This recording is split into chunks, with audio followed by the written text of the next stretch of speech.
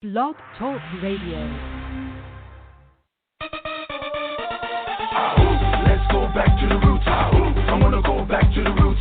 Let's get back to the roots. Africans, yeah.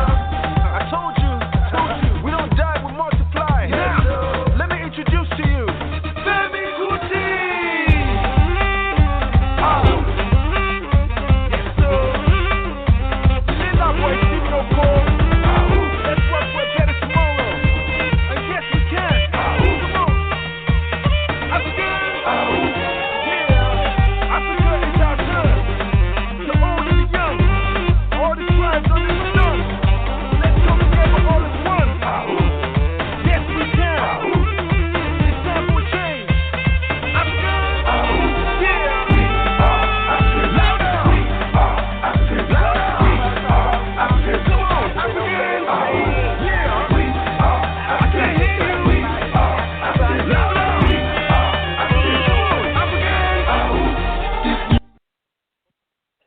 Yes, welcome to True Talk with Ofe. And as usual, this Sunday we have a great, insightful program set up for y'all tonight.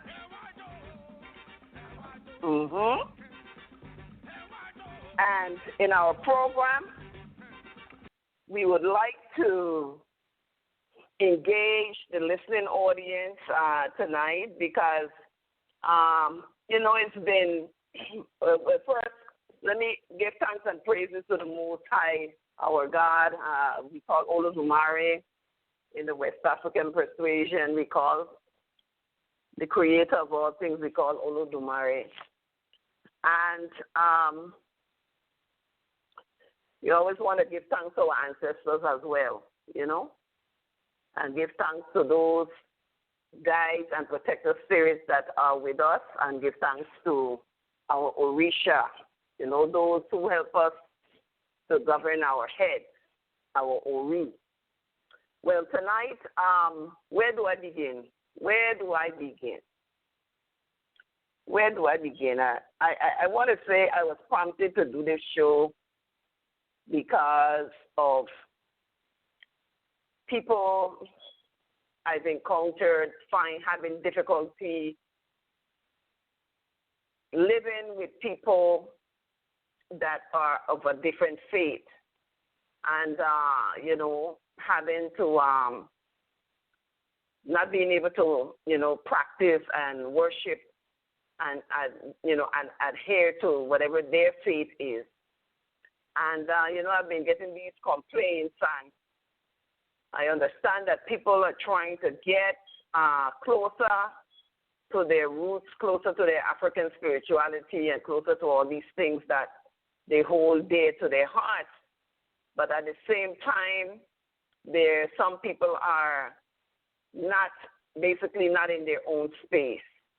So they're sharing their space, they're living environments with different people who are, and maybe family members, it could be friends, and it could be whatever, lovers even, and husband and wife that can share different faiths. And in so doing, a lot of people are complaining and saying that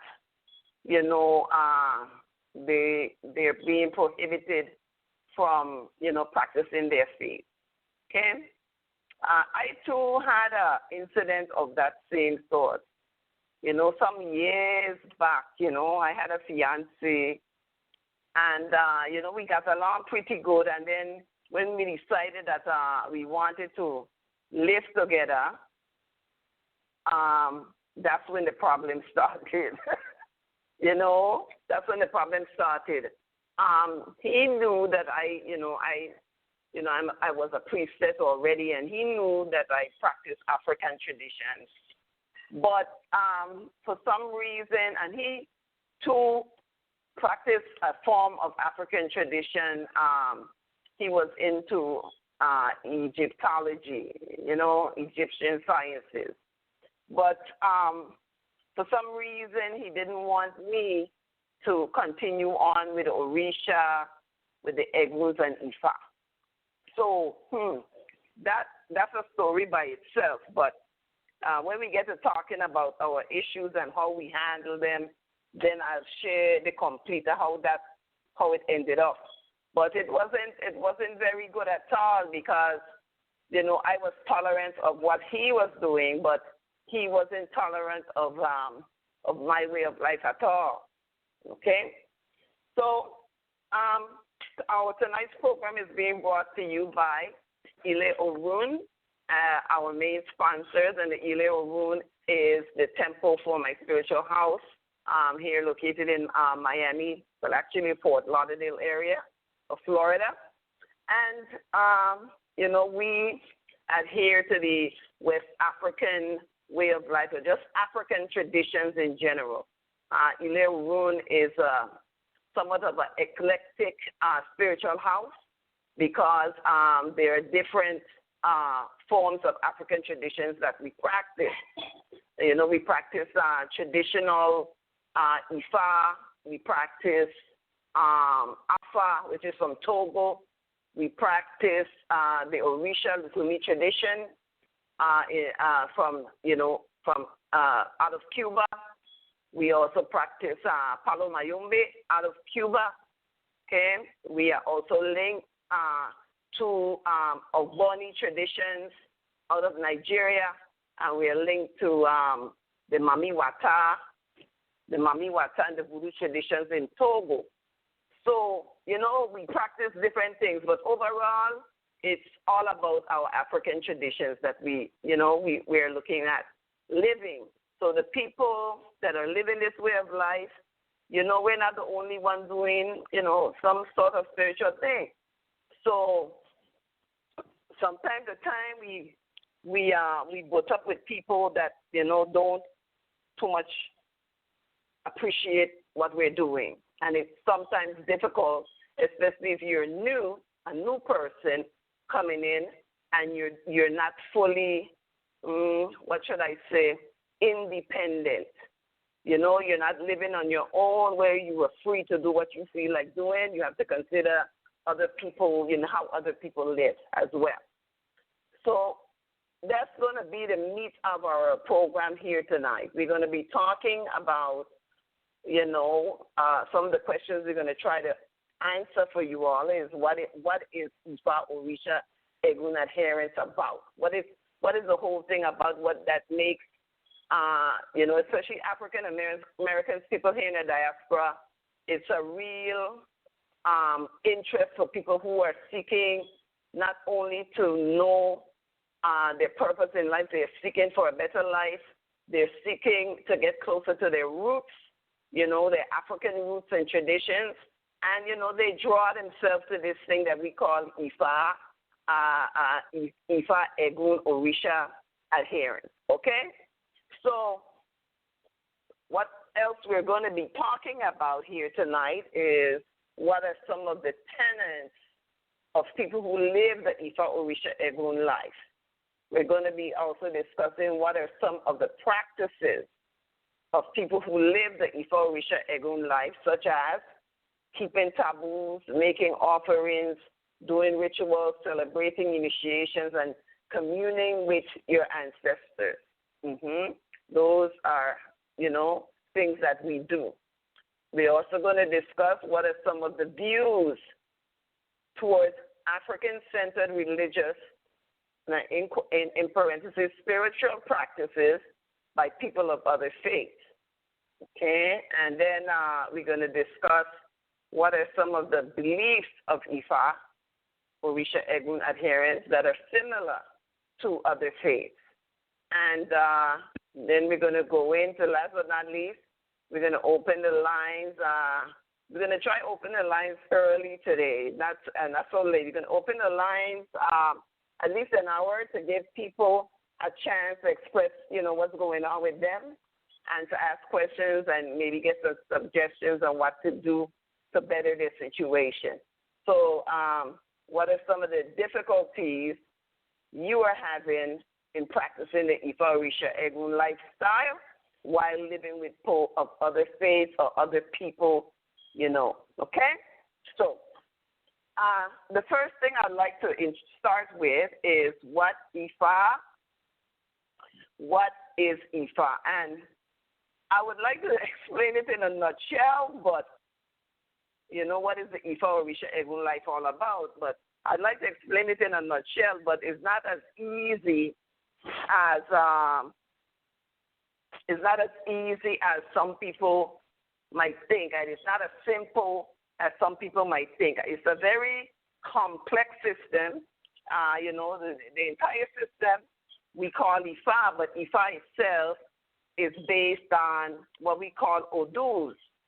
And the Odus are basically the divination system itself. The divination system that has, so many messages for people on how to conduct their life so they can get better outcomes, okay? Different things that we do, not just the message itself, but what you do within the message, okay? So, Ifa, when it comes to spirituality, and I'm talking about the West African traditions in general, when it comes to spirituality, it relates to the spirit of the human being within the whole cosmos of things.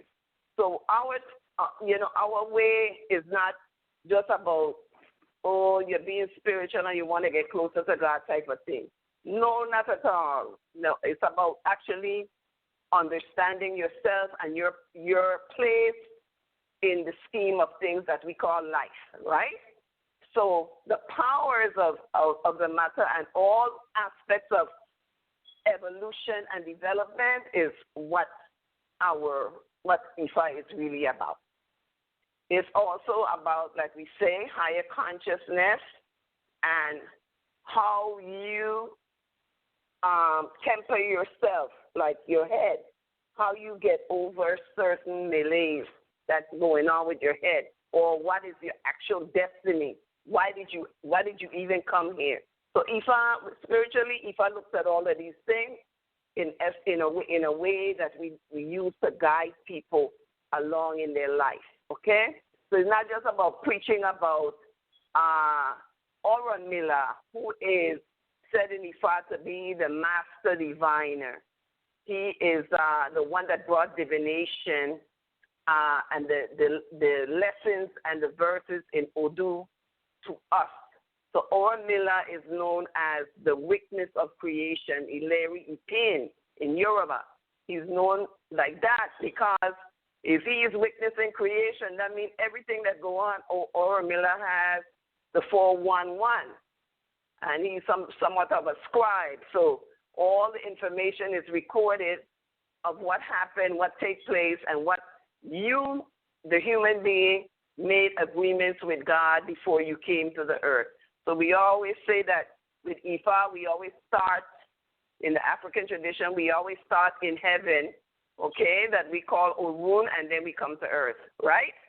We come to earth to have this experience and to go through all the things and to realize all the things that we agreed to. But how I tell people is that the trouble with all of that is that during the process of being born, we forget a lot of stuff.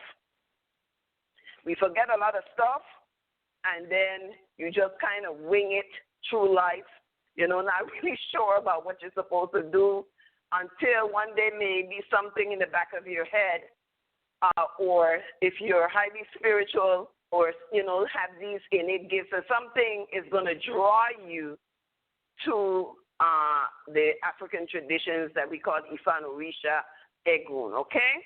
Something is going to draw you to these traditions, and you're going to start to want to know, well, what to do, where should you, what you should be doing in this world. How can you get on in this world better than how you've been living it? For the people in say, Nigeria, where the system is primarily born, even though Ifa is spread all over the world.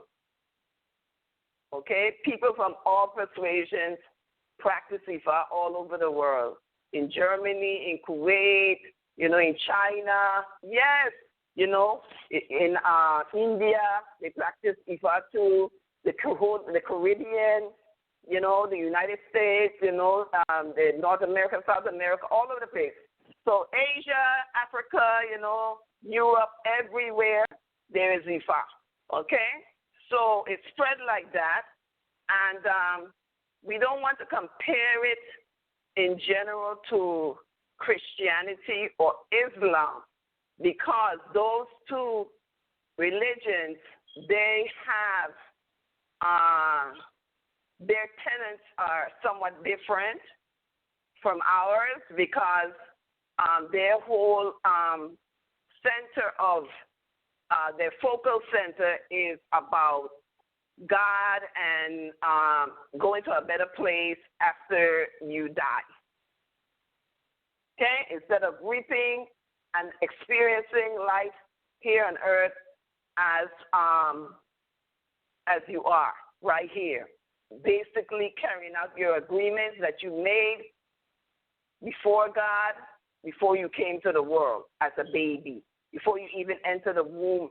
You're a spirit. So our tenants are like, listen, yeah, spirit is alive all the time. Spirit is alive. Spirit does not die. Okay? Spirit continue going on and on and on. That's how we get everlasting life. So another part of spirituality that we practice in Ifa is the adherence to forces of nature, you know, that our earth that we live on. So we got, you know, the water, the wind, the fire, everything every element that's here, we live to respect these elements, because in respecting these elements, they, in return, you know, they sustain us. That's why, you know, everybody making a big stink about the earth and taking care of the earth and all of this good stuff. Okay? Another thing that we do is pay attention to those spiritual guides, you know, and I call all of these things, the spiritual guides, they're basically invisible forces. Some of them are, the best way to explain it, some of the guides that we have are, boom, inhuman. They're not human, okay? But they guide us nevertheless, okay? And for us, getting to know our guides are very important, you know, for our sojourn here on earth. And we also pay a lot of attention to our ancestors, those who came before us, our parents, our parents' who brought us here, okay? Because a lot of what we're going through now may be linked directly to them in terms of what they went through, what they were not able to complete, and what we now maybe have a duty, obligation to complete ourselves, okay?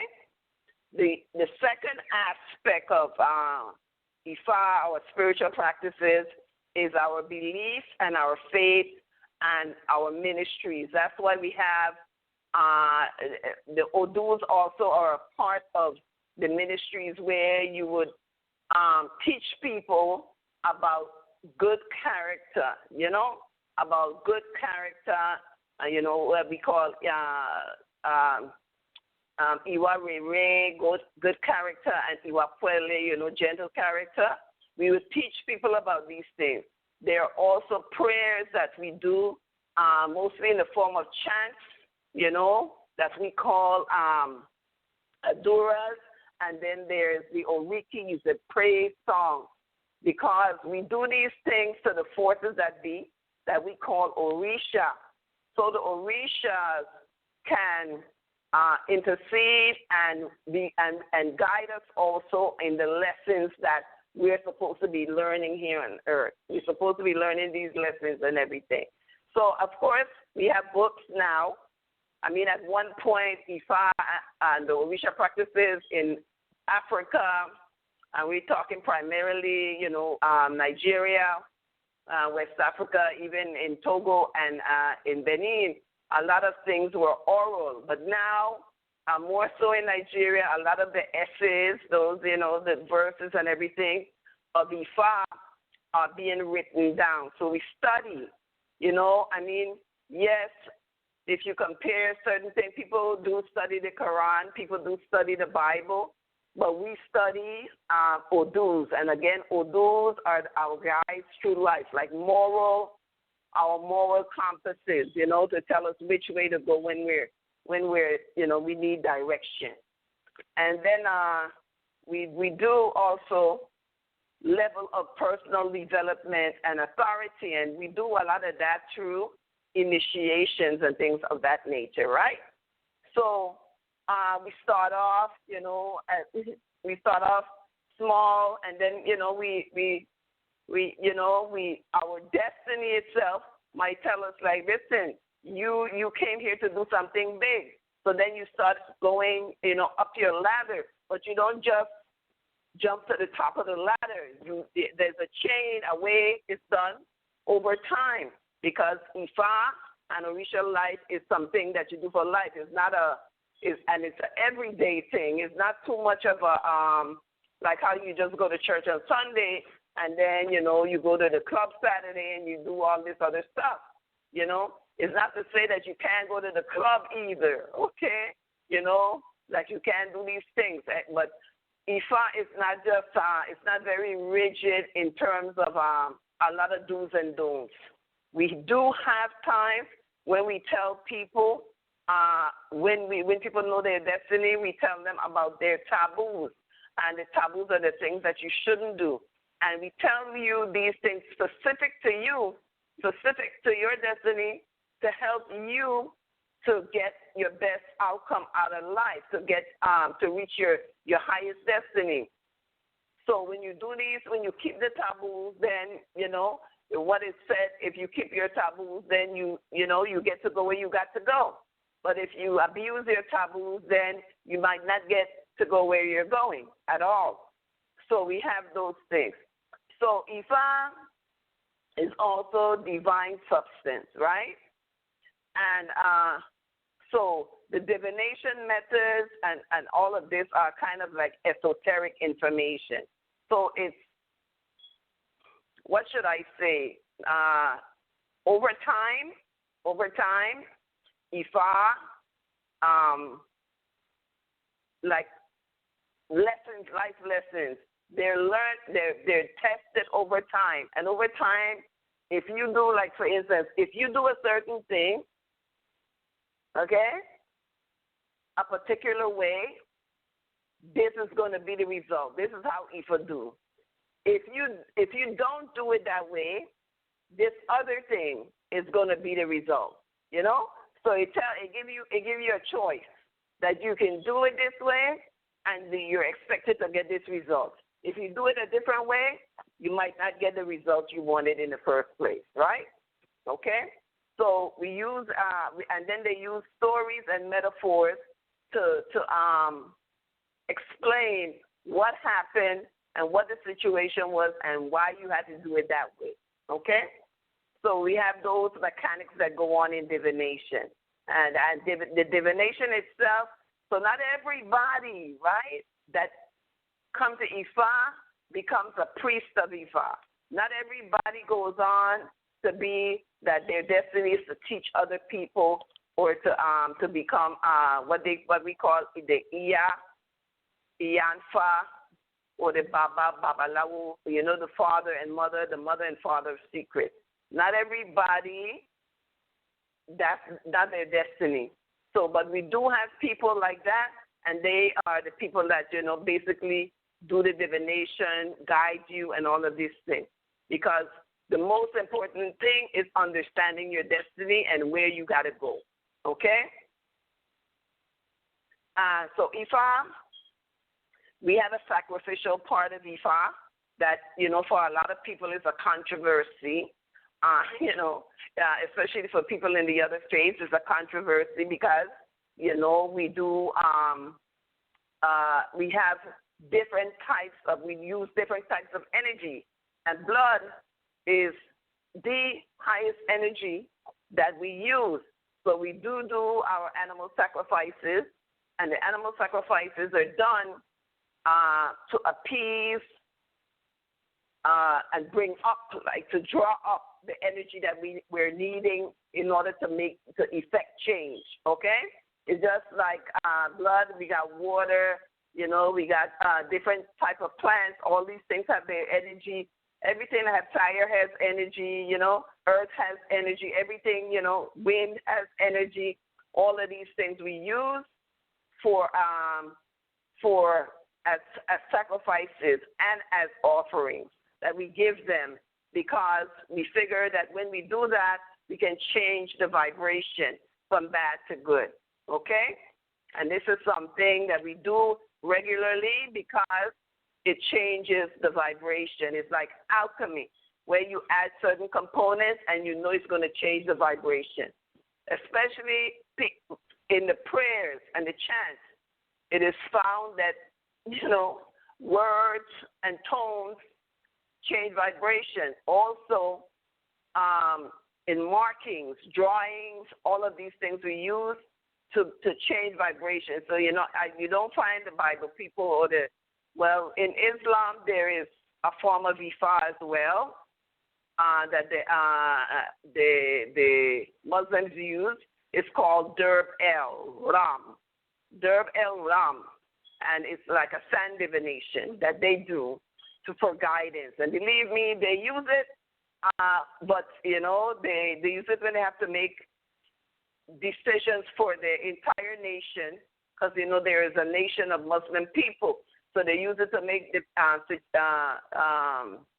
decisions for the entire nation, like even political decisions. They use it for that, okay?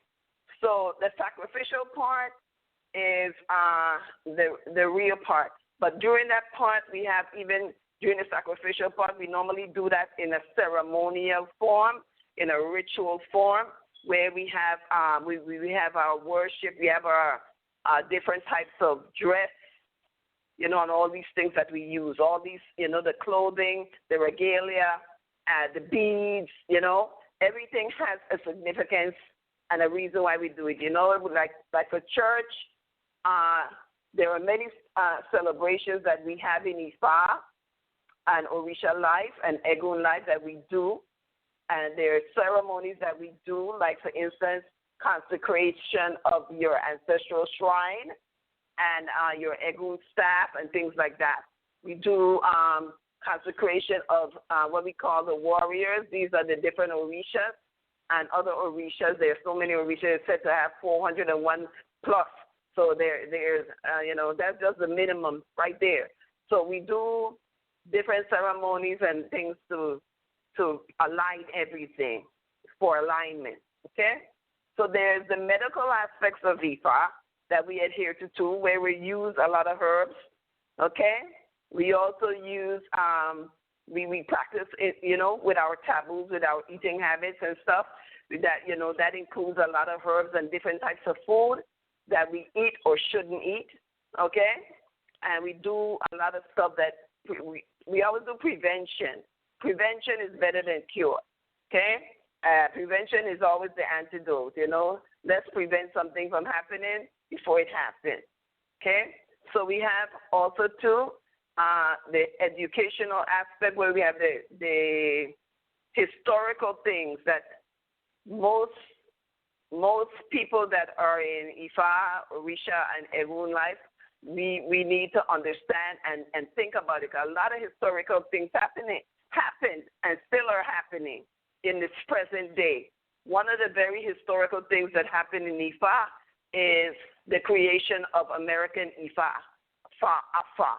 Now, American Ifa, Afa, that was born out of the traditional practice and the Lukumi practice, the traditional practice out of Nigeria and the Lukumi practice having some differences of opinion. And they wanted to separate, but they created a little rift, you know, back in 2010. And that has been 10 years ago. So then American Ifa was born then. Born to say that you don't have to go to Africa in order to practice your African traditions. You can do it in the places in which you live. And it concurs and fits well with what Orunmila, what was said that Orunmila, the master diviner, did. He took the system of Ifa and Orisha worldwide. That's why Ifa is called by, that's the primary name, but it's called by many different names in many different places. Okay? So the system has gone in different places, and there are variations in the way it is practiced. But the primary practice is through divination, okay? Through knowing, through the Orishas, who are the deities that, come to assist person with their head, with their Ori, that's what we call the head, all of these things. So that's how we look at Ifa from that historical point of view. So, there are a lot of celebrations, things that are mentioned, and all of this type of stuff. Even, so they look at the history of creation because they said that the Garden of Eden, so to speak, if I want to make a correlation with Christianity, is in Ile-Ife, they call the House of Love in Oshogbo, Nigeria, okay? And they say that's where Ifa started, okay? So the history also, we study the history of nature, how things have changed, how the Orisha themselves had gone through many trials, how Ifa, the system itself, have gone through many trials. So you got to look at the history very carefully, okay? But in general, Ifa is for your elevation combined with the system itself. You can elevate your life, your human existence. You can change your existence from bad to good. Even if you, for instance, say your destiny was not so good in the beginning, the one that you took, right? And you said, okay, I got to go through this trial, that trial while I'm here, right, on earth. Of course, you forgot, and then guess what? You don't even know how to complete your trials because you don't even know it's a trial. All you know is that you're having a hell of a fight time, and things kind of difficult, and you want it to be better. So you made your way, you found your way to Ifa, and then Ifa going to tell you, well, Liz, hey, you were supposed to do this, you didn't do it. All right? So then you get to doing it, and then all of a sudden things change. Things just change because you fulfilled your obligation, okay? So Ifa also deals with material things, right? And non-material things. So it's a lot about spirit and spirit energy, a lot about spirit. It's not so much about, oh, God is going to punish you, God is going to, save you and all of this type of stuff. So we in Ifa, we're like, you can't do the crime and then be forgiven and you're going to die and go to heaven, like they say in Christianity. You die and go to heaven in Jesus' name. No. Ifa expects you to honor your agreements. That's all. It's like you promising God something. You're telling God this and God, hey, I want to be born, in the Virgin Islands. I want this mother, this father. I want to experience this and that. When I grow up, I want to be a priestess. I want I'm just talking about myself. Because that's what they told me I said, like, why you mean I didn't have to be rich or nothing? And they're like, no, you didn't. You said you're going to be a priest. You're going to be a diviner. That's what you said. I said, oh, wow, okay. So anyway, so that's Ifa for you. So we got to find other things. And some of us, we say you choose a good destiny, and you need to find out what it is, right? And do it. And you might be doing something contrary, totally different to what your actual destiny wants you to do, okay? You might be doing something totally different than what your destiny calls for, okay? And then, you know it too because in your mind you're like, man, I'm in a rut, man. I don't even know what the hell I'm doing. I keep having the same problem over and over and over and over. And la, la, la, la, la. And maybe because that's You just don't know. That's just the circumstances. That's just the mistakes that you have to go through because you don't even know your destiny. You don't know where you're supposed to be going. Okay? So Ifa also talks about our whole system from birth unto death and beyond is basically woven into the fabric of Ifa and Orisha and Egun life, because we always know that we came from somewhere, we came from other people, and we always look towards the other people that came before us, and we give thanks for them bringing us here into the world, like your mama and your daddy. We give thanks for that, and we show respect and reverence for that in a materialistic type of way, where we even put offerings, we set up the shrine, we put pictures of them, we have altars, we do, like I said, we do consecration ceremonies for them and all this type of thing. And we do all of these things. We acknowledge that death in itself has its own force, and like, the old saying goes, all of us have a date with death that we're not going to miss, everybody. So in the meantime, though, before we have to make that appointment, we have some other stuff we got to complete, okay? And a lot of it is good, okay? So we got to take a lot of stuff out. We also acknowledge that there's negative energy and positive energy. So we try to stay away from the negative energy. We try to stay away from it. So everything we do, every little thing we do, every offering we do, every prayer we say, every initiation we take, every divination we get, all of this type of stuff is so that we away from negative energy, okay? So Ifa, it gives us the ability and the energy to live our life much better. And when we start talking about how people, we don't too much. Let me say this: we don't too much have dress codes and all this type of stuff. Okay, we're not that rigid. Ifa isn't as rigid as the dress code, but when there are certain ceremonies and things that are going on, we do expect people to come appropriately dressed to their ilays and all of this, to their spiritual houses. And when they're doing certain rituals, even the way how you keep your body, like for instance, if you're going to take if you're going to do a ceremony, a ritual, especially a ceremony, like you do abstinence, no sex and all of this type of stuff, because you want your whole physical, mental, spiritual self, to be prepared for this very spiritual thing that you're going to do. So you're not going to do, the get down thing, because we always transfer energy from each other all the time.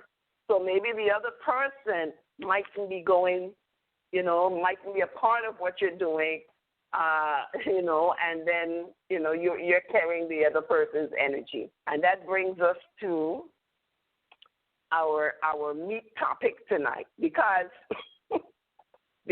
like I said, I've been having a lot of complaints from, especially the young people that, some of them are still living at home. Some of them are, searching to find themselves in the traditions, and they are having to deal with people that are not in the same faith as them. They don't believe in the Orisha. They don't believe in the ancestors as such. They don't believe in Ifa and divination, and they don't believe in these things. Because even, for instance, many of the Muslims,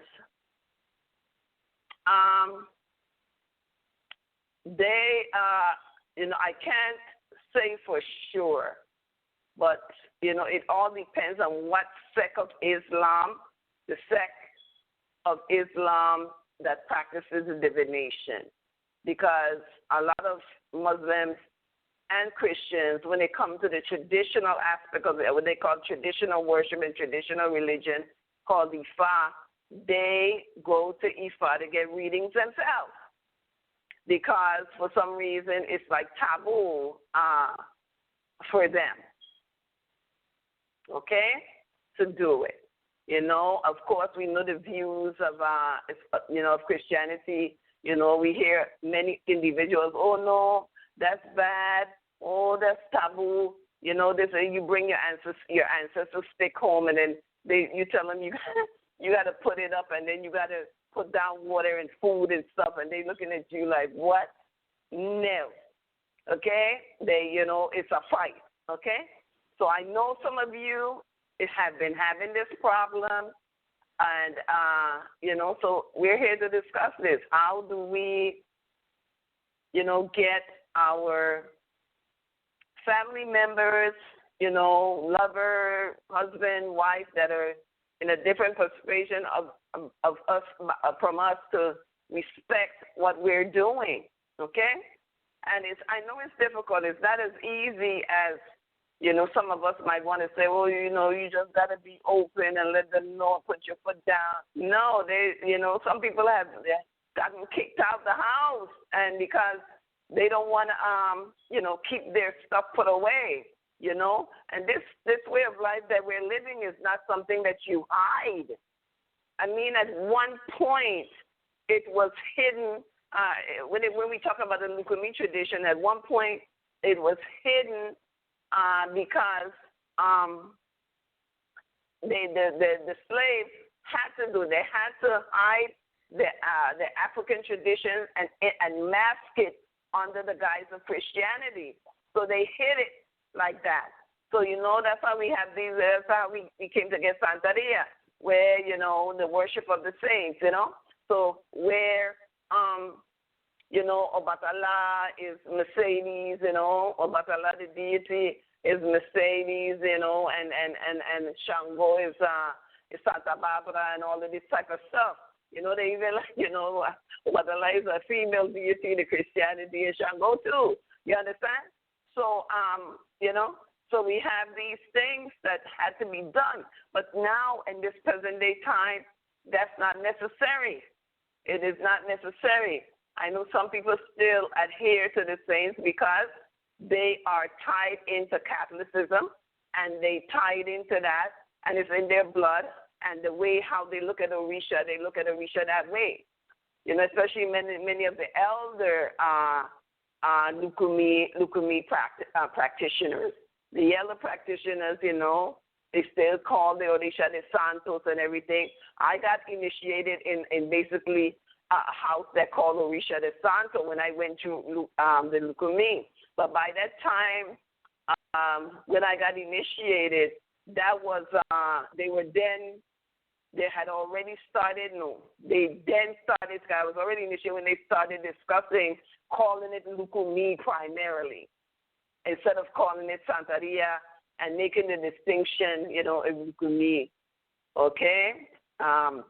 So we have people now, okay, that, even though, like for our Christian brothers and sisters and our Muslim brothers and sisters, yes, we adhere. This is one of the similarities, We know there's a supreme God, but many of our deities, we call them gods too, because they rule over certain things, okay?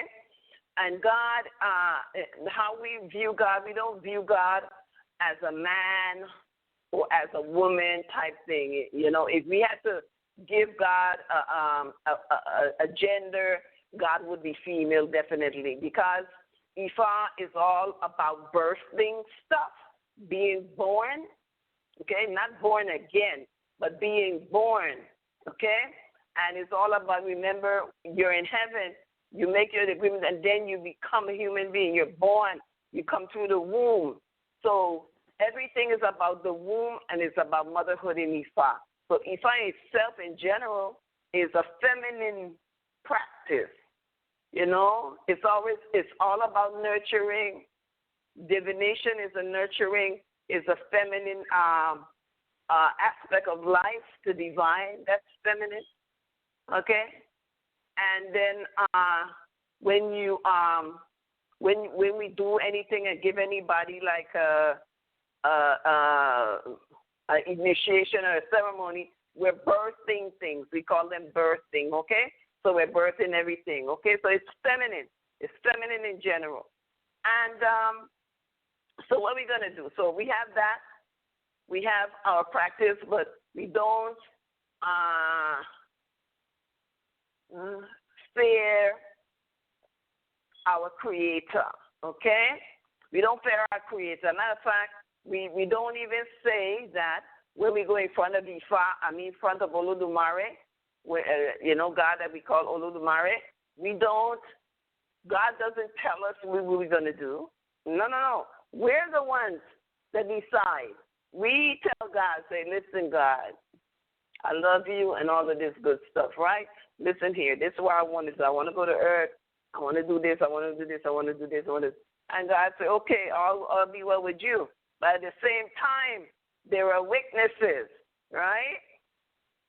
Remember earlier I spoke about the experiences, the metaphoric experiences that Ifa teaches, okay? So when they give you an example of, for instance, Oshun, okay? Oshun rules over love. Oshun rules over feminine energy. This is the goddess of love, femininity, and wealth. Also, sexuality. That's Oshun, right? And if your destiny entails stuff like that, guess who's going to try and come with you, going to be with you? Chances are, guess who's gonna be your head deity? You're the one that's sticking with you, coming to help you through those issues of love and, your femininity, of getting your money and all of this thing. That's going to be Oshun, right? And, you have issues with medicine. You came to be, like, for instance, a pharmacist, a herbalist or something, Then you have, you might have Osanyin, the god of herbs and stuff. All of these different, the 401, you might have all these different spirits that come with you to help you through your destiny, okay? So they come to help you through your destiny. And in helping you through, what we do, we show reverence to them. We say thank you. Anybody that helped me, I'm going to tell you, I'm going to say thank you. And the way how we say thank you, just a moment. I see you raise your hand, 786. We're going to open in just a couple minutes, okay? So everybody that say, that do something for you, to say thank you, that's the same way how we treat the Orisha, okay? So you've been listening to True Talk to the Faith, and tonight we're talking about the Ifa Orisha Egun adherents living with people of other faiths. And, basically what is that all about and what does it do? What is it doing? Okay, I'm going to open the line, 786. You're on the air with True Talk to the Faith. Hello, good evening. Good evening there. Okay, and good evening to everybody else that's listening. Mm-hmm. Okay, so I had wanted to, start off the conversation, I guess, with a response. But I guess I can only speak from the, the perspective of equally living with someone, because I've never been in a position where I have lived with someone in their home, or maybe only one time, and that was with my sister. And my thing is about the respect part, because if I'm dwelling with someone that, believe in Christ, even though I've never been in that position, I don't think so, that was like a bona fide Christian, of course I would respect their beliefs, even if I don't believe in, Christ. Christ is not my Lord and Savior. But I've always felt that people respond to your beliefs based on how you carry yourself and what you believe in. And I'm saying this. I'm you listening. have a point. You have a point. I remember when, of course, a lot of us here in the West, in the diaspora, we have been introduced to Christianity. Even people in Africa too. Christianity took the world like a storm.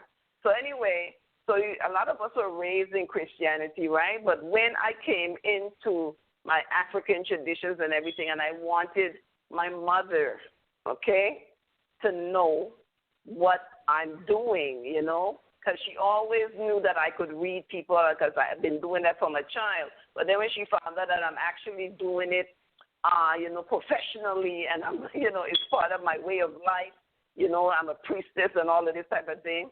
She wanted to, my mother was like curious, and I said, okay, I'm going to introduce you to what I'm doing and, try to explain it to you in the best way I could. She even always used to ask me, for instance, how do I know how what happens to me? How do I know how to divine for people? And I found it very difficult at that time to explain to her what happens, because it's something of, a spiritual thing that happens to me. It comes in, the spirit is like listening and hearing, is, being clairaudient, listening and hearing the spirit talking at the same time, and listening to them talking and then translating what they said. And, she just found it very fascinating, but I introduced her directly. So, the first spirit I introduced her to was Mama Chola, in the Congo Palomayumi tradition. I'm a Yaya in the Congo, so Mama Chola is, that's my primary. I introduced her to Mama Chola. And I introduced her to Mama Chola like I'm introducing her to a person, to a living being, because to me, Mama Chola is alive. It's a living being. So, and I'm respecting that living being is the same way how people respect, for example, Jesus Christ. They respect Jesus Christ, even though Jesus Christ is not standing right there in front of them. They respect Jesus Christ. We even have a cross, it's the image on the cross, that they respect that. What is the difference between the image on the cross and a pot? True. You see? So that's some of the things, but how the African tradition has gotten bad stigma, a lot of it from Hollywood, because when you're talking about African tradition, you're talking about voodoo and all this thing, and people are like, oh no, they're gonna stick some pins in the dolly and all this kind of foolishness. Not to say that these type of sciences don't happen, because in everything there's positive and negative. Okay, there's positive and there's negative. So so I understand you. It's not easy to come right out, but your point is that you shouldn't be. It's to hide. If you hide what you're doing, I think it becomes more. People take it negatively because you're hiding it from them. Yes, that's what I feel. Yeah, and you're absolutely right about that, because I can remember in my having my first adult relationship, and sharing a living space with the person that I'm with. I can remember that person embracing it immediately, meaning that he know that Eshu gonna be at the door. He know that his friends or whoever, family, can't come over and be disrespectful, point, and anything to disrespect Eshu. I don't think at the time I had any type of altar or anything out, but they know. But the thing is that because he know I took it seriously, so therefore, no, you might not be initiated or have warriors or even understand what's going on, but you feeding off of my vibration with what is in home, So it's like all right, well, I'm going to respect it. I'm going to go along with it. Same thing with my second adult relationship, being in a home. You know, they know that, you know, he knew that his family and friends had to respect, you know, and even some friends would come over. I can remember his best friend, his god brother, you know, every time I see him, you know, he asks me, how is you doing, you know, even though he would say SU or whatever, and, you know, and laugh about it. But, you know, he knew that was something up to this day, and that's been years, you know, but he knew that was something that I didn't hide and I was proud about, you know, and even living, you know, even living by myself and, you know, having another relationship after that, you know, they already know. It's nothing that I'm hiding. You're going to come to my house at that time, my altar was high. So you're going to see the Bible sitting there. You're going to see a glass of water. You're going to see the Rose of Jericho. You're going to see, you know, you're going to see different things sitting on my countertop. Every now and then you're going to see some food sitting there. And I never had a problem with somebody was disrespectful. Question, I don't know what they were saying behind closed doors when not around me. Well, the thing about that is, even though, okay, still, it was, you had some level of authority. It gets a little bit more tricky when the other person in the house is maybe the breadwinner, or maybe they're not the head of the house in any way. It could be like, okay, I'm living with my auntie, I'm living with my grandma, I'm living with, you know, and they don't believe in these things. And that's what I was saying with the whole living situation. Like I said, I've never been, the only time I can remember living with somebody that really probably didn't agree with what I had in their home, and that's living with my sister. But, you know, I knew that her dislike or whatever, it either comes from two things. It comes from ignorance or it comes from embarrassment. And I knew that her not approving of me having, you know, my daughter Eshu at her house or doing different things is because she was embarrassed of what other people would think, even though she respected. You know what I'm saying? So it either comes from two things. So like I was saying, I've never been in the position where I had to live with somebody that was ignorant about the whole situation. So it came across as if they don't respect what I'm doing, or they don't like what I'm doing. They have a negative feeling about it. You made a very good point, and I'm going to bring on 340. I'm going to bring you on in a minute, but you made a very good point, because when you're talking about ignorance of something, I think that we owe anybody that we're living with, right, enough respect, to tell them what type of values you uphold. You know, you're supposed to have these kind of discussions, because you can't it will be doing yourself a disservice for you to take and start practicing an African tradition, and you know you live in with a Christian who thinks this is demonology, right? Yeah. You live in with a Christian person that, you know, they are taught that that's devil worship. You understand? That's the worst thing ever. Yeah. And they don't understand, and you bring these things in there, they will even go to the point that they would try to throw them out, destroy them, and everything. And that in itself would not be good for you, for your own destiny, your way. So the best thing is to come clean and let them know, because sometimes we jump the gun. We might need something spiritually, right? Even the spirits themselves may say, listen, it's time you pay attention to us, time you get on your spiritual walk. You know, you're always into this West African thing, time you get on your spiritual walk.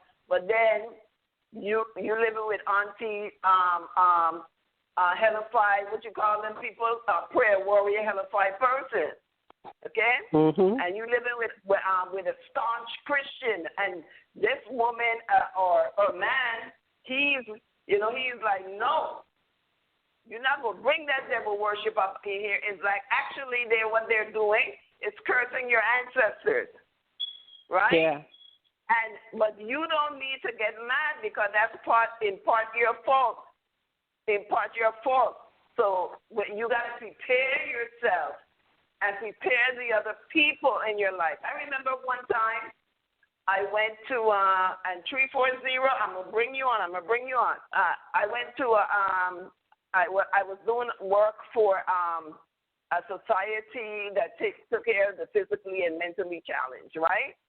And I had to go do a lecture where in a church to a congregation, and I was talking about my own experience with this dealing with people with disabilities, right? And I told them I approached them from an African-centered point of view, and I started to tell them who I am as a priestess, you know, what I do, and all of this good stuff. And they, you know. Can you hear me? I'm hearing a little feedback. But they, can you put your phone on mute for me a little bit? You're on mute? Okay. So they're telling me that you know, when I told them everybody was looking at me, so after the event, you know, a lot of people came up and asked me for my card as a diviner. But, you know, I wasn't afraid. In other words, the point I'm making, I wasn't afraid to tell them who I am, what I did, and what I'm about. And I think a lot of people need to have that bravery in the beginning. You don't have to be rude about it, but especially if it's somebody in your family and you're doing African spirituality, if you sneak and hide to do it, in the first place, then it becomes like something that is bad. It looks really negative to do stuff like that. To sneak, you know, and, you know, like, oh, man, I can't let my father know I'm doing this, or I can't let my auntie know I'm doing this, or whatever, or my mom. I can't let them know because then this and you know, you're asking for trouble. You're asking for trouble. Because then you have to sneak and hide. The days of sneaking and hiding is gone. Okay, thank you so much, 786. Let me bring on area code 340. 340, you're on True Talk to the Faith.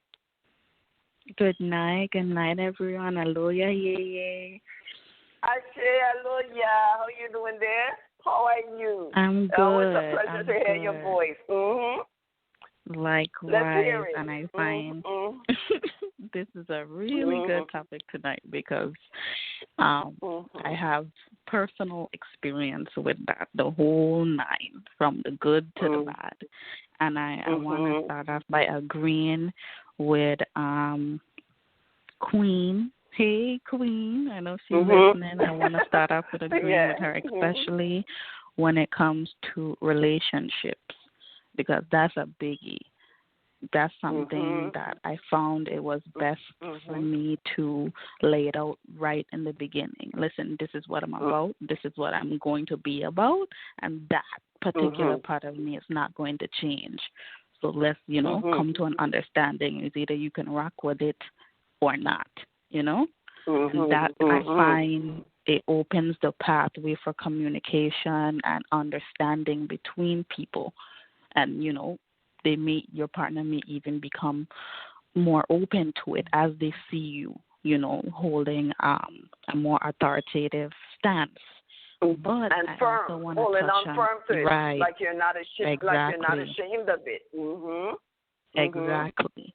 On the other token, now I've been in the situation where, and I know a lot of young people that are coming into this way of life are now in this situation where it may not even be family. It could be family, it could be extended family, or people that they're living with at a time in their life. I mean, whereas, I might go to my mom and say, listen, mommy, this is what I'm about, give her a little rundown, and this is what I'm doing now, how do you feel about it, or, this is what I'm going to be doing. If you live in with, God's sister Sonia, And, like you mentioned before, God, Sister Sonia is a staunch prayer warrior, evangelist, whatever you want to call it. And you're, a highly spiritual person. There are boundaries. That's a very tricky situation, because let's take it a step further and say that you have your different spiritual implements. You have your ancestor stick. You have your warriors. With you being in a situation where you are dependent upon these people in some way, whether it's for a place to stay, it could put you in a very bad position for you to now bring these things into their home and expect something from them, meaning it can go so many different ways. Exactly. So, and I understand that, I myself, and it could have different situations where you can be placed in a position to be with other people that don't understand what you're doing, or don't even have the space for what you're doing, and all of this type of stuff. Or the respect, right. Or they don't have the respect for what you're doing. And then is where, of course, you have to keep your things safe and secure. Seek to keep them safe and secure. Now, I always tell people, and I've had a discussion in one of our programs a very, very long time ago, but it was about what happens if you can't take care of your orishas. What would you do with them? If you can't take care of your icons, the things that you receive, what do you do with them? You can always, if your godparent is still alive and well, you're supposed to go to them and say, listen, God, Mama, God, Papa, I can't do this right now. I'm not in this situation. I can do this. Can you keep these orishas? Can you hold these orishas for me? That would be the safest place for them to be. Right. Okay? Right. If you can't do that, then you might want to think on getting a storage unit or something, some way you could keep them safe. Because one thing you don't want to do is have somebody else take and disrespect and destroy what you hold sacred. Right. Okay? Right. Okay? It's like coming home for a Christian. It would be like coming home and they find it like, okay, they might take your ancestors' staff and throw it out and throw it in the garbage pile or something. Or they might try to even take the warriors and throw them out, whatever. And it's like coming home and they need the Bible burnt in a pile in the front of the house. Right. Okay? They'd be like, oh my God, you burned the Bible. Yeah, it's blasphemy. So it's the same thing. This is the same thing of how we hold our, implements and all these things sacred. We hold them sacred. These are sacred objects to us. So, just like the cross is something like that a big I remember I did a reading for a young lady, and when the Egun spoke to her, the Egun said, do you have a big picture of Jesus Christ in your bedroom with the white, Jesus Christ in the bedroom with a pink heart and, all of this stuff and the dove and whatnot? And she's like, yes, because, blah, blah, blah, blah, blah. And I'm like, well, your ancestors they don't really want that. They don't really want that. At least you could just face it. Turn around. She told me or somebody else in the house as a Christian, put it there, even though that's her room. You see? So it's a matter of boundaries and respect and, getting people to understand and respect you. And I know it's easier said than done, because some people take point blank. Well, if you can't go by the rules in my house, you better get your own house and get out. Right, Mm-hmm. right. You see? And not So, everybody yeah. has that luxury, and that's why I really wanted to touch on that, just so, Ashe. even myself, Mm. that's I advise for me Ashe. and people who may be Ashe. listening, that's, Mm-hmm. these are steps that you can take, and even to take it a step further, let's say you are in a position, imagine you're in a home, and you have your spiritual implements, these things hold power. They pick up. Your ancestors are always watching what's going on. So imagine you have your egg on stick, your worries in the house, and these people are, cursing you, or, they turning up their nose at the stick. These people also have whatever spirits they have walking with them. That's grounds for chaos, because Chaos. boundaries are being right. Boundaries are being crossed. Okay, This person don't want this. Ashe, say one thing, say two, because I think earlier when I was trying to explain, basically, how Ifa is all about, how these traditional practices out of Africa is about, is because, we take into consideration everything that even the seen and unseen. So we have all these things that we involve ourselves with. So not because they're not seen, that don't mean they're not alive. They don't have their energy, just like the wind, the earth, and the water, and all of this. Everything have their energy. So we have these different energies that we are, that are around us all the time. Like you said, we don't believe our ancestors. Right? That's right. Okay. And just like I talked about, listen, before you're going to do a ritual ceremony, you clean yourself. You abstain from sex. You don't do all of these things. Here it is, somebody now, they just finished getting to do like an hour ago, and here they get mad, they come pick up your stick, talk like, and, grab this thing, throw everything in a box, and like, okay, let me put them over there, because, no, you can't be doing this. You see? And, so they're supposed to know. I remember, like I said, with my mom, when she came to the shrine that for Mama Chula and all the other follow stuff I had, she stayed by the door, because that's where you go. You go right by the door. You stay by the door unless you coming in to get work done or something. You don't just come in the room. So I said, Mommy, just stand right there, okay? Because in here is a night. She said, yeah, I could feel it, I remember she was telling me she could feel the energy, I said, yeah, when you come in, there's a different kind of energy. So she just stayed by the door, and, she talked to me and asked her a couple questions and everything. And look, and she was very respectful. She surprised the dickens out of me, too, I tell you, right? She surprised me how she related to it. And anyway, I shouldn't have been surprised, but I was surprised, and that she accepted like that. Now, when I told my father, when my father realized, he told me outright, I need Jesus. And then later on, he told me about an uncle that I had that was a big-time guy in New York, okay? And I'm like, now you tell me, after he died. So you see? Yeah. But still, he understood that was me, and that was into that, and he wasn't afraid of me. He didn't try to push Christianity on me at that point, right? Or nothing like that. But he never. He just always asked me every from now and then, hey, you still doing that thing?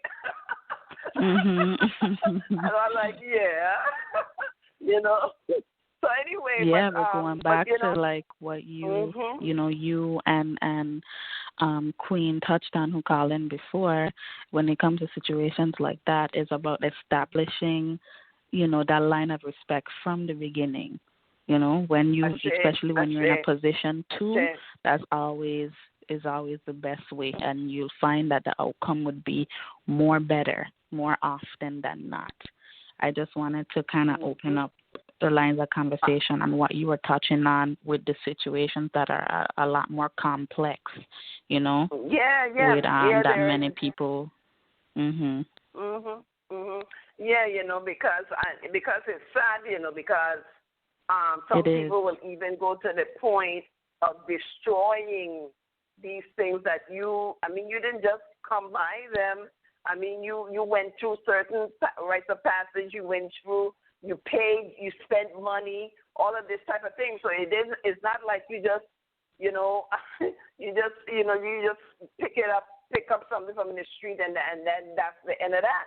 It's not like that. The person really put, a lot into it before they got into it. And they really feel convicted to have gone to that level.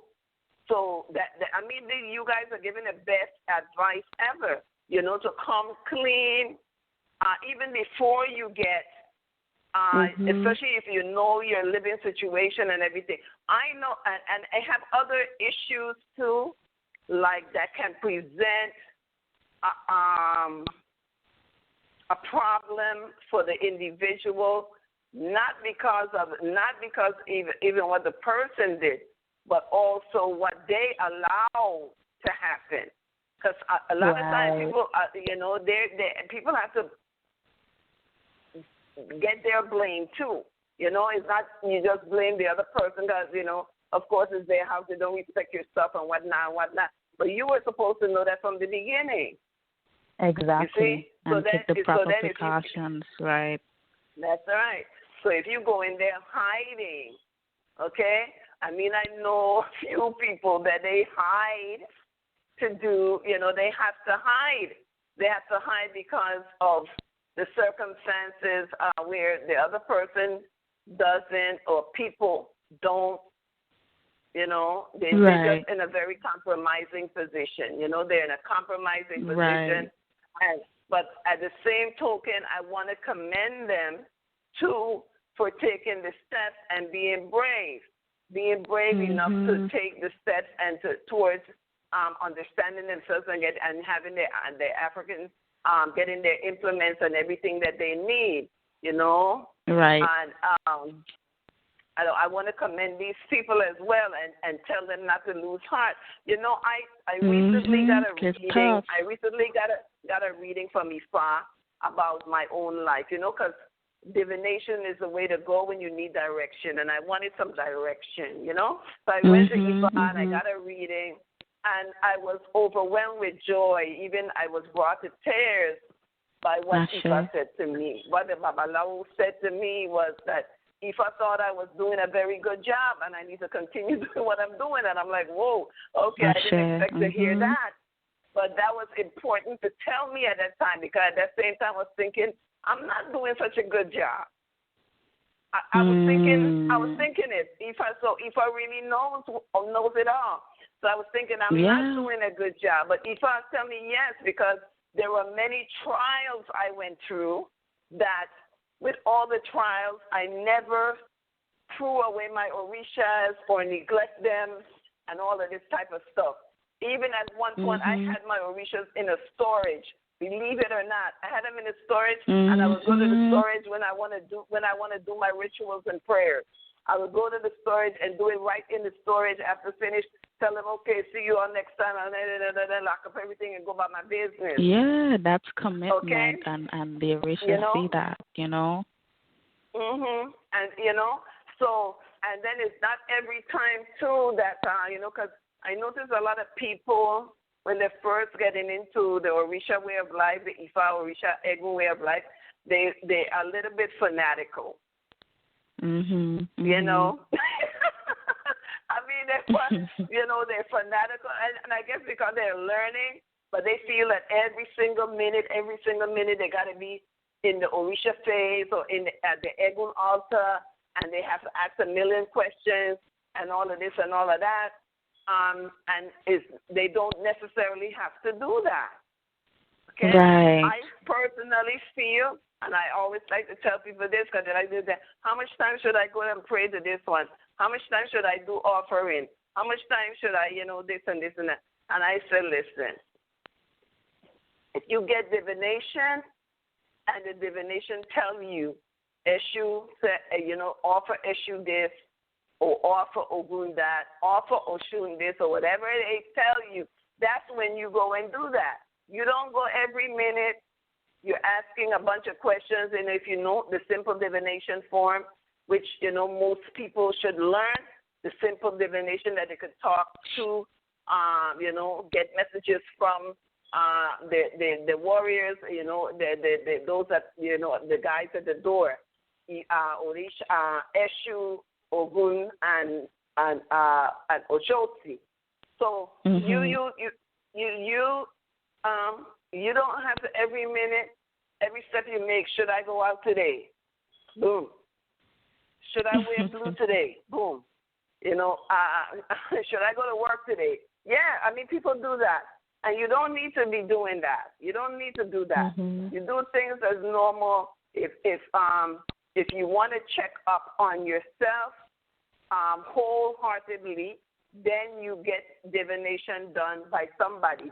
You don't every minute ask Orishas, different, can I do that? Can I do that? You don't do that. That's not right. So, right. So that's part of it. That's part of it. So you've been listening to True Talk to the Faith. We are down to the last half an hour of the program. If anybody has any question or situation they find themselves in, and they have a question they want to ask, you can raise your hand by pressing 1 on your dial pad, okay? And our episode tonight is entitled Before Orisha Egun Adherent, Living with People of Other Faiths. So now, other faiths, what can I say? I don't like to say nothing negative, because in Ifa we are taught what is called religious tolerance. Religious tolerance, that we tolerate people with their faith. But a lot of people that I've encountered, especially in Christianity, do not tolerate our faith. Okay? Not at all. So, so that's the sad point. Again, we don't do recruiting. We don't do recruiting. 718, I'm coming to you. We don't do recruiting and all this thing, even though our evangelism, or evangelism, we call it evangelism. Our evangelism is by the words of Ifa and giving the lessons of Ifa as it pertains to different moral lessons. That's how we evangelize. And, of course, we have what we call the Isheshe, following a certain code of conduct and ethics, culture, and traditions of your group, okay, of your people, okay? So we do that. So we learn what do we do in our Elay? What are some of the things that we do in our spiritual houses? What we do? What are some things that the forefathers did? And we follow these tenets and these things to get us through life. So we really have religion. We practice religious tolerance. We practice religious tolerance because we don't try to force our ways of life onto anybody. We don't do that. We don't force you to become a Christian and say if you don't become a Christian, you're going to go to hell. We never do that. Okay? Okay? Yeah, no, we don't do that. We don't do that. So I'm going to bring on, thank you so much, Shakina. Thank you so much. Absolutely. Keep on listening. Yes, you made some very good points. Thank you so much. I'm going to bring 718. I'm going to bring you on. Good evening. Yeah, you're on the air with True Talk to the Faith. Hey, am I on? Hey, yes. This is my first time on. Okay. I like to talk today, and is extremely relevant co-understanding for people in Isheshe, with regards to which branch, whether it's Lukumi, Isheshe Lagba, or any other branch of Isheshe. People need to have practical understanding of how to work with their stuff, if they have anything to work with. And I want to salute you for being consistent,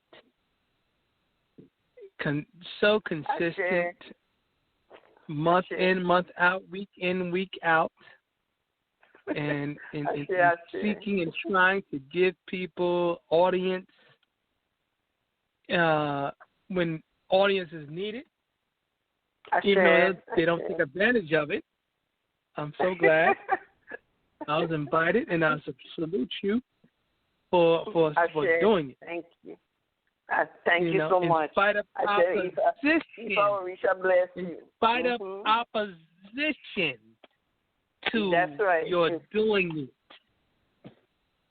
I need to salute you because you are a you know, in the church they say people say they want to be a soldier in the army of the Lord. Yes. You are a soldier in the army of Orisha, Bodum, Ifisi. Yeah, real talk. There are people out here like that. The Orisha says that. The Orisha told me that. So, you know, I'm happy, and I'm telling you, I feel sometimes that I'm falling short. You know, like how they say, the Christians say, you're falling short of the glory of God, right? And then when I go to Ifa, when I go to Ifa tells me different, I'm like, I don't care what. It could be 1 million people telling me different, and Ifa say, no, this is the way it is, I'm going with Ifa. Absolutely. You know, because that's right. Listen, now I'm not the type of person that will condemn the quote unquote Christian or Islamic stories because I look at it that people don't understand them today. The patriarchs and matriarchs, it was not codified what they were doing back then. If you look at their stories, they were going against the system. You know, so you're within Isheshe, you're going against the system. And that's why I say, you know, if you're in this church or whatever, you've been in this church and you jumping over here, you're in Islam, you're jumping over here, don't throw away what your understanding is because you're going to see it real live in this thing.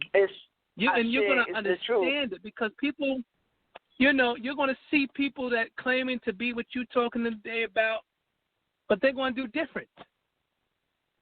You know?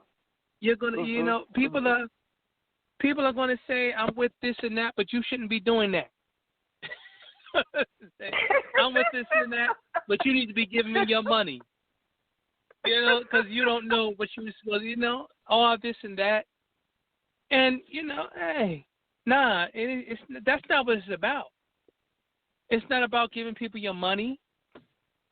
It's not about, you know, it's not about upholding a particular point of view if you don't fully understand it.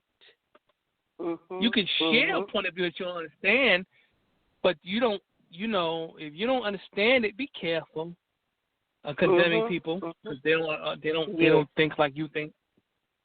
Yeah. You know, it's the truth. And here in North America, we need a lot of different points of view and voices of understanding. You know, because Father's Cap ain't no one point of view of understanding in Luke and me. There's no one point of view of understanding in Sheshe. There's no one point of view of understanding in Vodun. There's no one point of understanding in Palo. There's no one point of understanding in Abosun. Ain't no one point of view of understanding in Christianity. There's no one point of understanding in Catholicism. There's no one point of understanding in Islam. So ain't nobody, no one has what's the word? No one has license to be lording over you any particular understanding. Exactly. Now, if you're new to it, you might want to listen to everybody until you feel at home with the group. Yeah, that's it. You know, it's a something. You know, when you're seeking to understand something. You want to hear from here. You want to hear from there. You want to get your knowledge base, and you want to experience certain things. But I like to tell people, if you are aside from learning, right? If you want to learn somebody, you can't just come and you have to see them in action. You have to look for consistency. You can't just say, okay, I'm going to look at this one does this way. Oh, I like that way that this one does that better. But you haven't really fully experienced how the other one does it. So you can't make a comparison overnight based on which one looks more flamboyant or mission. You know, you have to look at the tread results. And to do that, to find the results, you have to stick with something. You have to be consistent. You see? I didn't get any initiation overnight. You know, even if I had the money, I couldn't get any initiation overnight. They look at your track record, even though, and not even me wanting it. These things come through divination to tell you, okay, you should get. You know how Lukumi do? And Lukumi, you might get initiated to Shango, right? And during your Ika, you're a woman. During your Ika, they're going to tell you, oh, you have Shango, okay, you need to get also Inle, or you might need to get Oloku, or you might need to get something else. And you know, like, but that comes out of divination. You don't just go see, oh, I like how Oloku looks. Did he get that? No, it's not like that. So everything is, you know, it's with a process, you know? It's not just through a feeling or what you think and coming to your own conclusion. It's a process, you know? It's a way we do it. Yeah. So I appreciate you so much. Thank you for coming on. I miss you too. Everyone should appreciate you more because you provide a place for people, you know, to keep it real. Thank you. So, thank you so much. Thank you so much. We should be thanking you. I say, I thank people because, you know, it's nice to hear it. It's nice to hear somebody say, I appreciate you. It is really nice. You know, that to hear I like to hear it too. I know. I know. Yes. Yeah. So, you know, one of the things that this particular issue entails is fair. You know, fair. Looking at something that was, and I'm talking in reference to the people of color. Okay. You're looking at something that was, see us over here on this side, that was forcefully taken away from you. You were separated, you know, through your ancestral heritage from everything that your people were about. Okay? You were taught to stare. You know, instead of trying to understand it, you were taught to fear it. You were taught, you know, and I'm talking particularly when the people look at, you know, try to demonize what we do, you know, like, you know, calling Eshu the devil and all of this type of thing.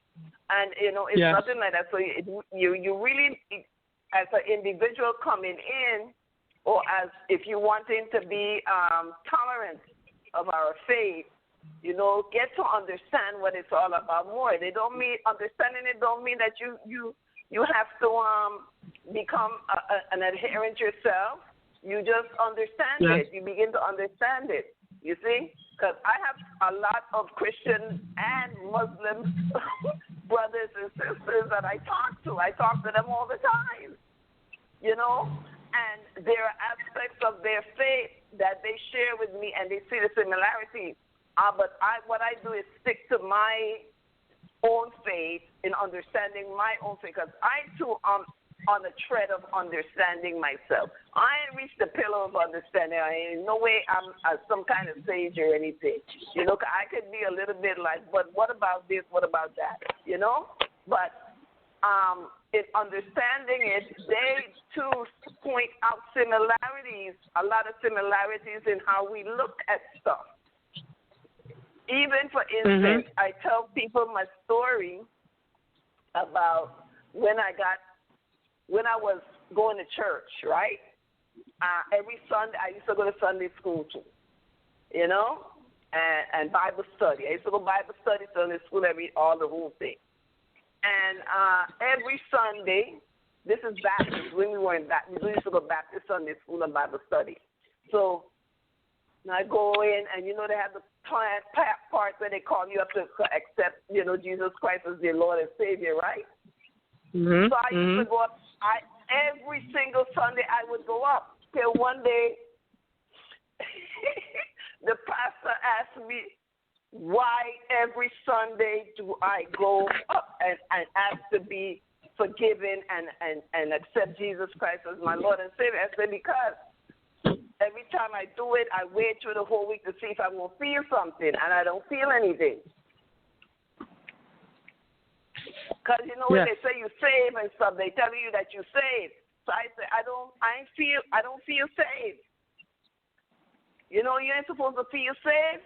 I mean, you know, like you don't feel something inside of you. But to me, yeah. Now let me go here, because that is what they say you're supposed to feel. But tell you what you feel when you do something right before you ever went to church, before you ever knew you're supposed to be saved. Do I ever tell you, when you was something went wrong and you righted it on your own before you thought about Jesus or anything like that, yet you fixed it? Did they tell you you're supposed to feel any type of way?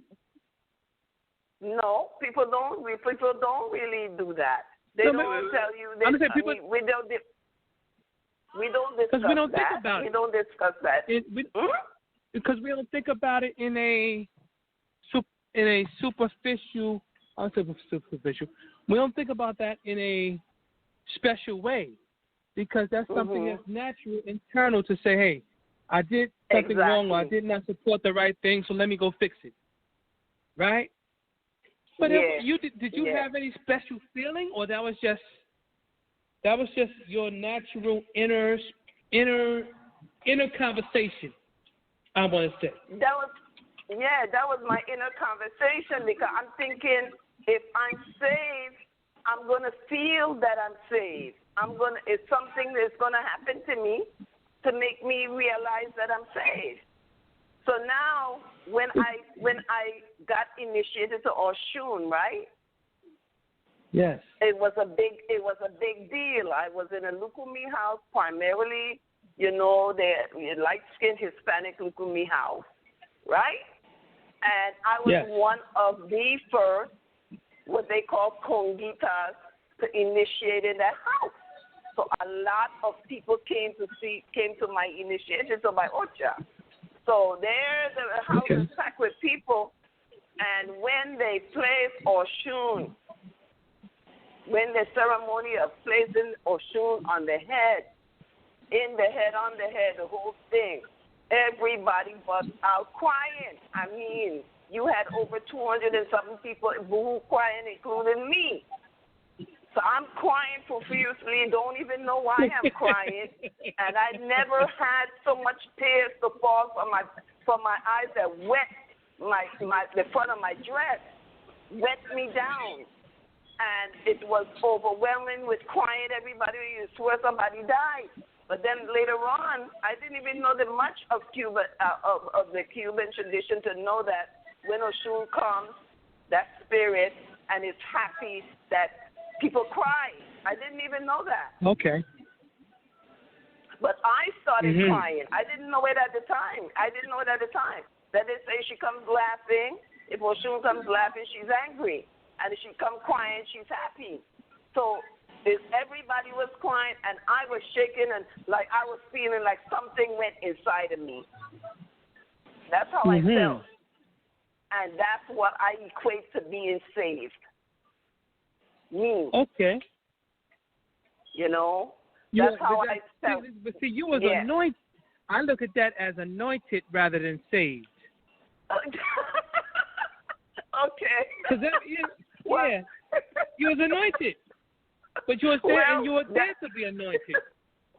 Oh my goodness. Well, that happened to me too. You know, in a church. I got invited to event. What they call it, apostle. What they call that type. Where they have evangelists and prophetess and all of that type of thing. I forgot what kind of church that is. It's a different kind of church, but I got invited to come to the church, to give a sermon of all things. Yeah. And so I go to church. I'm a practicing person of the African tradition, and they invite me to church. I go to the church. When I go to the church, of course, you know what happens. Spirit mount me, right? I started speaking in tongues in the church and telling the people stuff, right? Now, what specifically took place in that church was amazing. This is what made the people, because at first they were like, some people knew that what I did, right? And they were mad at the prophetess for bringing me in the church, first of all. Mm-hmm. But when they saw what they call that thing, like the mist, you know the mist, right? The mist that they come down that the Christians talk about, they call it manna from heaven. Okay. Okay? The whole church full up with that. Then everybody was catching the spirit in the whole church. But you see, that's something we have in common too with that type of church. Yes. You see? You remember you mentioned, there are different types of, and this is some things that people need to understand in terms of our relationship with, different people of different religions. We have a lot of things in common, but we look at it a different way. We look at it a different way, but there's something in common. Because they call it speaking in tongues, we call it getting mounted by the Spirit. Yeah. Okay? Yes. Yeah. And and then when all of these things, when these phenomena happen, people, it's the same thing. The same thing. Yeah. So, I'm saying this because I don't want people to have any fear of something that is unknown. Sometimes the old beliefs, you have to investigate it for yourself. You have to investigate the belief for yourself and use your common sense, Yes. to determine if something is good or bad for you. And if you don't know too much about it, you can't really judge it like that. But a lot of people, of course, that our way of life is, people call it witchcraft. We do not know witchcraft. Witchcraft is a pagan thing. It's pagan. That's a pagan word. And even though it's a pagan word, it means wise, like to be wise. Okay? And I'm not picking up on witchcraft and all this, but even though I know some air and water, earth and fire chants, that can move mountains, but you know what I mean? But but you don't look at it that way as something that is wicked. If you get into, and I'm not trying to recruit anybody now, but if you even study Ifa, you study the Orisha and the whole system, because there's a bunch of sciences that we deal with. We don't just deal with, quote unquote hocus pocus, Kalamazoo, all of this. We don't deal with that. This is real energy that we're learning how to live with and use it to work to our benefit, to help us through life.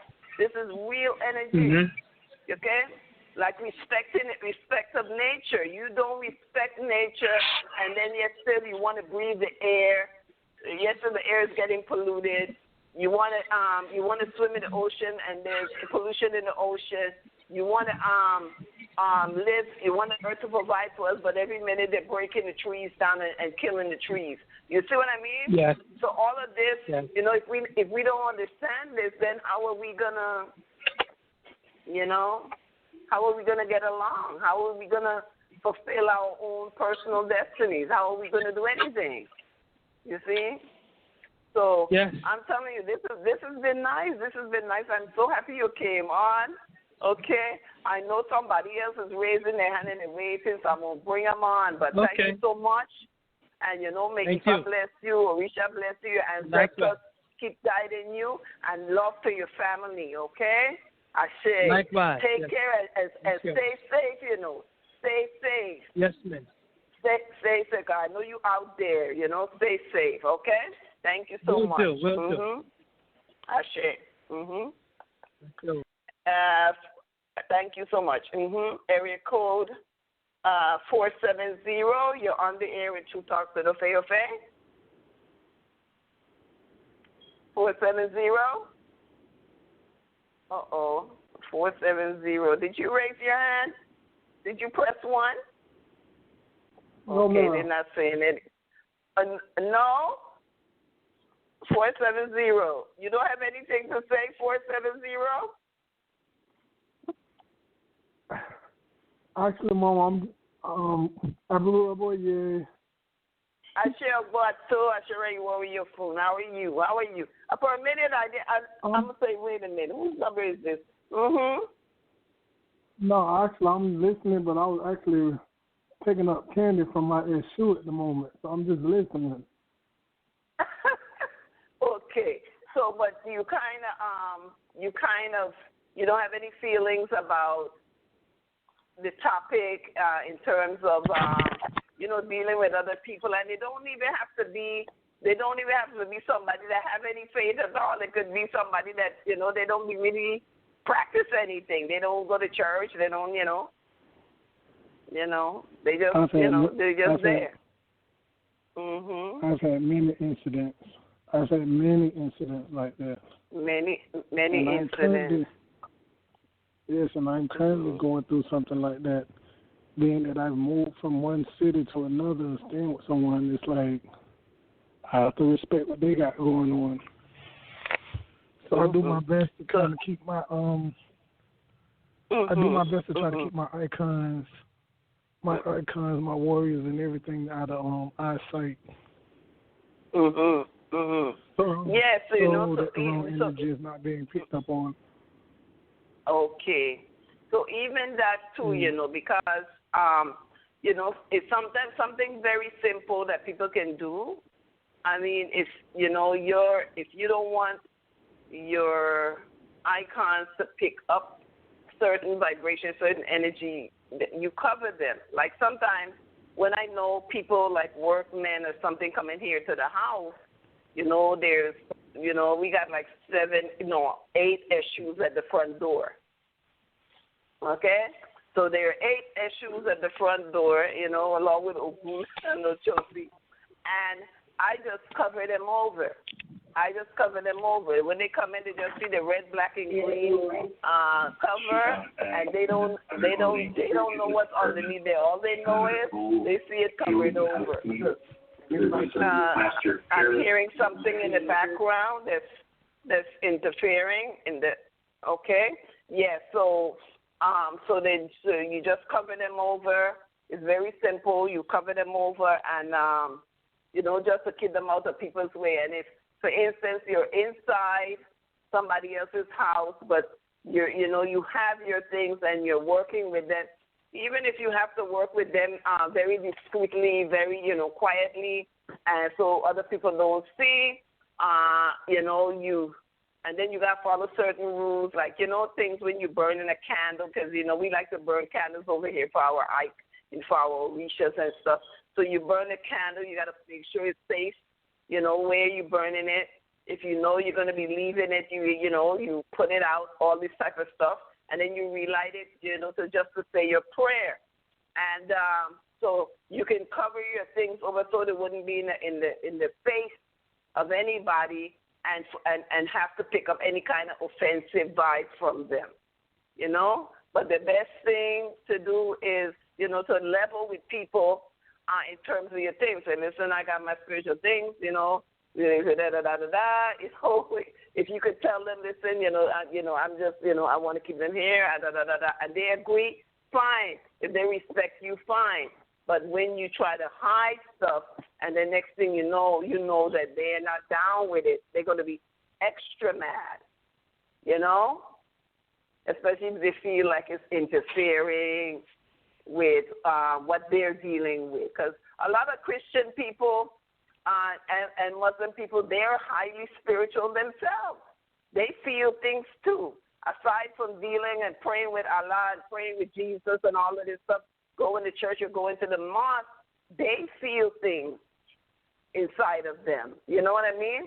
They feel forces around. Whether they feel the force in a positive way or in a negative way, but they too are spiritual. I mean, I would say all human beings are spiritual. You know how they say we're heavenly beings having an earthly experience. So we're heavenly beings, so we're gonna know when other things that are from the invisible world, because spirit is invisible. You know what I mean? It only becomes visible when we manifest whatever it is that's out there in a materialistic way, so people can see the power of the spirit. Because if you just tell them spirit is a spirit, people will be like, what spirit? I don't see nothing, because not everybody can see that. There are some people that can see it, but not everybody, So the work of the spirit is in the flesh, right? Yes. Mm-hmm. The work of the spirit is in the flesh. Is what you manifest after you deal with the spirit, and that's when people can really see whether it's something good you're doing, something bad you're doing. And I'm going to give you a good example of what I'm talking about. And, we counting down our time, but I was reading a very old book. This book was entitled The Airway Speaking People of the Slave Coast of West Africa. And it's by a gentleman named A.B. Ellis. And he written it back in 1800. He was one of them explorers, invaders that came into, the West African nations and all of that at the time. Of course, they settled over there, and then they were living there during the exploits and whatnot. And so he endeavored to study as much as he could study about the people. Now, in that book, I found out how similar that the Congo and with people that practice voodoo and the Congo people that, deal with the Minkizi, how very similar they were, because he actually traced the roots of the two peoples over time from one place to the next, because even two of the slave trade, right? So anyway, the people mixed up and they the people got together and everything. And when he talks about Obia, Obia that lasts in the Caribbean, like how people think Obia is such a terrible thing. But that's because, it put a certain kind of fear into people, because when the Obia man or Obia woman do whatever they do with nature, it happens. And normally they were using it for protection, right? For protection against other people who would take and do something that they weren't, so something immoral, like, steal their property, go on their land, take their after they work hard, they reap their profits and everything. And he said they call Obia Wanga. Wanga is a Congo word, and that same Wanga is used in Togo. That they say Wanga too. They do in Pakas, like they practice the secrets, just like how it's done in Palo. Like Palo is derived from Congolese spiritualism. But the joke is that he said, in trying to find a particular tree, right? He was looking for a tree. And this tree was supposed to be some magical tree that could, once you use it, it could do a whole bunch of things. So he was looking for this tree. And he went there and he had guides and everything. But none of the guides would take him to the tree, because everybody said that the place was set with Wanga. it was protected by Wanga. So they couldn't go and just go and go to the tree, because if anybody encroaching there without going to the, without asking, going through the particular channels and everything, having permission, they would fall dead. They would drop down dead. And he said he don't know how it did it, but nobody, just by saying it, have Wanga, even though it might not have no Wanga on it, right? Even though it might not have Wanga on it, but having that respect for the energy of what it means to do a Wanga. Even in Virgin Islands, we say that. When people mess you up, you say, I'm going to put a Wanga on you. So you see, so these type of things are, when you have to have that element of protection. It's just like when the Christians say,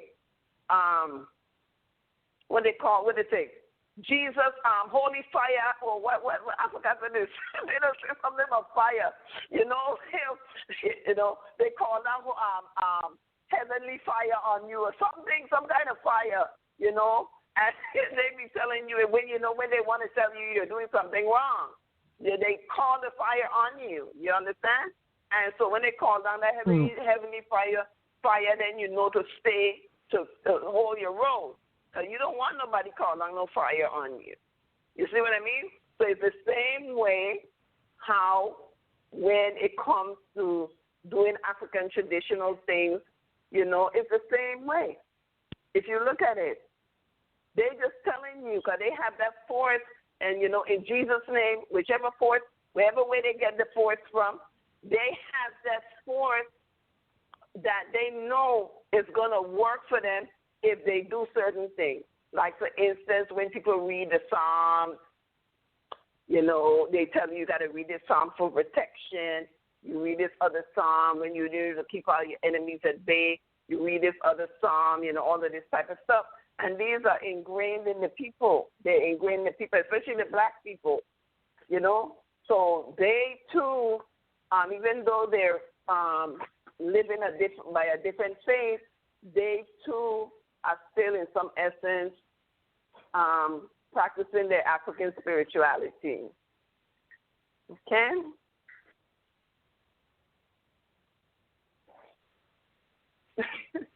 My grandson just came, my great-grandson.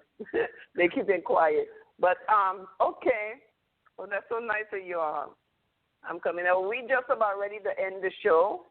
And I really want to thank everybody that came on to speak and, shed some light and, help us to fully understand this topic. And if you need to hear more on more topics, you need to listen to more topics on True Talk for the Faith, you just go to Blog Talk Radio and that. What happened?